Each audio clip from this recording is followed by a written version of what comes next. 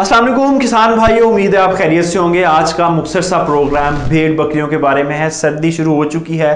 दिसंबर जो होता है वो ये हमेशा भेड़ बकरियों के लिए इंतहाई ख़तरनाक होता है, क्योंकि एकदम नई सर्दी आती है, जानवर क्लाइमेटाइज नहीं होता, यूज टू नहीं होता, आदी नहीं होता, इसलिए बहुत ज़्यादा बीमारियाँ भी जन्म लेती हैं और उसके अलावा जानवर हलाक भी होते हैं। तो खुदा न खास्ता आपका जानवर भी बीमारी से बच सके, आज हम आपको कुछ बेसिक चीज़ें बताने वाले हैं जिन पर अमल करके आप जानवरों को सेहतमंद रख सकते हैं। तो सबसे पहले किसान भाइयों, जिस शेड में आपने जानवर रखे हुए हैं उसमें क्रॉस वेंटिलेशन का अमल ज़रूर होना चाहिए। अब क्रॉस वेंटिलेशन क्या है कि एक मेरे राइट साइड पे दीवार है, एक लेफ़्ट साइड पे, यानी एक दाएं तरफ एक बाएं तरफ, तो दोनों जगहों में एग्जॉस्ट फैन होने चाहिए, ताकि एक तरफ से इनलेट दूसरी तरफ से आउटलेट, यानी एक तरफ से हवा आ रही है दूसरी तरफ से जा रही है। तो ये सारा सिस्टम जब होगा तो फिर आपके जो जानवर हैं वो जो अमोनिया गैस है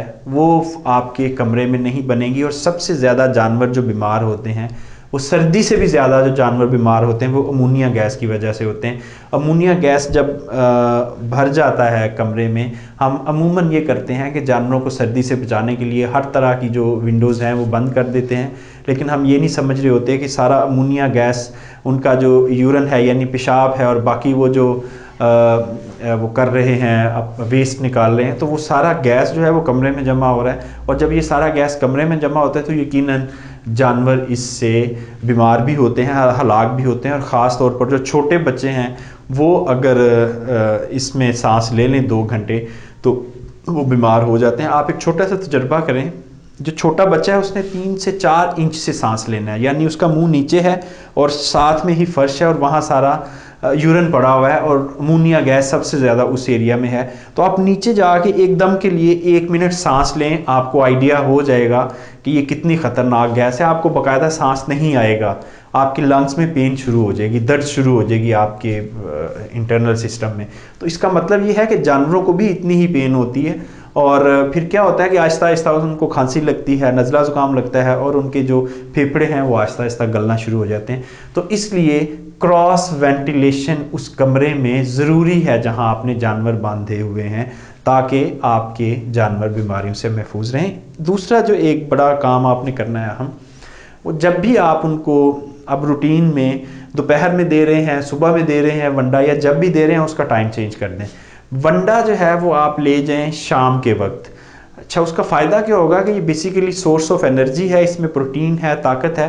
तो जब आप शाम को वंडा देंगे जानवरों को तो आपका जानवर रात भर उसके अंदर ताकत रहेगी, हिम्मत रहेगी और वो सर्दी से लड़ सकेगा। क्योंकि ये वो जानवर हैं जिन्होंने कंबल नहीं ले सकना ना, ये वो जानवर हैं जिनको आपने हीटर नहीं चला के देना रूम गर्म करने के लिए, कमरा उनका जो शेड है वो गर्म करने के लिए आपने हीटर नहीं चलाने, यानी टेम्परेचर मेंटेन नहीं करना। और जो मेंटेन्ड टेम्परेचर है वो 25 से 30 के दरमियान होता है। और 25 से 30 के दरमियान टेम्परेचर सर्दियों में अमूमन जब बाहर 10 डिग्री हो और अंदर आपने 25 करना हो तो वो मुश्किल होता है। बहरहाल जानवरों की अपनी हीट होती है, ये वो किसी हद तक मेंटेन कर लेते हैं टेम्परेचर।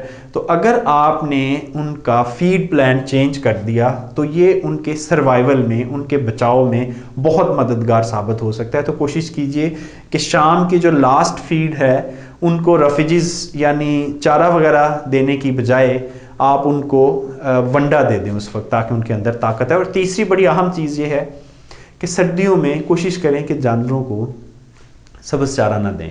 सब्ज़ चारा अगर देना है तो उसमें खुश्का मिलाएं, यानी ड्राई मैटर मिलाएं। उसमें मुख्तलिफ हे हैं, वो आपकी लूसन की हे हो सकती है, रोड्स ग्रास की हो सकती है, अल्फाल्फा की हो सकती है, बरसीम की हो सकती है। ये हे मिलाएं उनमें सब्ज़ चारे में, फिर उनको दें। और अगर इनमें से किसी चीज़ कोई भी चीज़ नहीं है आपके पास तो फिर आखिर में जो तूड़ी है आपके पास वो ही उसको मिला दें। बहरहाल कुछ ना कुछ ड्राई मैटर मिला के देना ज़रूरी है। अगर ड्राई मैटर नहीं देंगे तो वो खुराक उनको फ़ायदे की बजाय नुकसान पहुंचा रही होगी।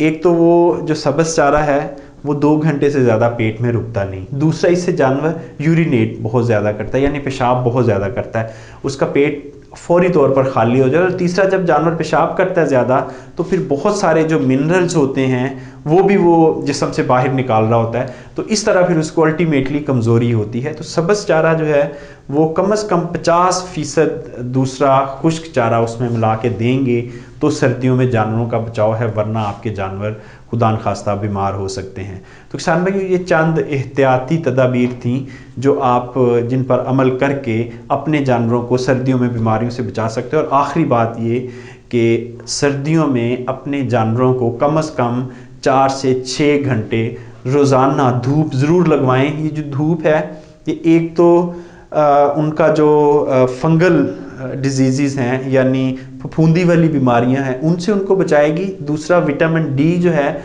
वो बड़ी वाफर मिकदार में जानवर के अंदर आएगा धूप में जब जानवर रहेगा, तो विटामिन डी जो है वो फिर बहुत सी बीमारियों से जानवर को बचा लेता है। और तीसरी अहम बात यह है कि जब सर्दी में जानवर खड़ा होता है तो वो सरवाइव करने के लिए, ज़िंदा रहने के लिए सर्दी से लड़ रहा होता है और अंदर की एनर्जी वो ज़ाया कर रहा होता है। और अगर वो जानवर कुछ देर धूप में रहे तो इसका मतलब है कि एक अंदर जंग लड़े बगैर उसका मेंटेनेंस हो रहा है बॉडी का, तो उसको अंदर से एनर्जी नहीं इस्तेमाल करनी पड़ रही। तो इसलिए कोशिश करें कि जानवरों को 4 से 6 घंटे रोज़ाना की बुनियाद पर धूप ज़रूर लगवाएं, यानी शेड डिज़ाइन ऐसा करें कि जो कुछ ओपन एरिया है वो धूप में हो और वहाँ जानवर बैठें।